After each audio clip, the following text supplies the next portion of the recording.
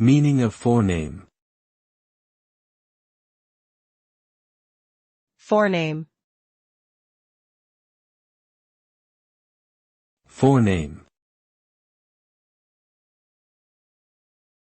Forename. Forename.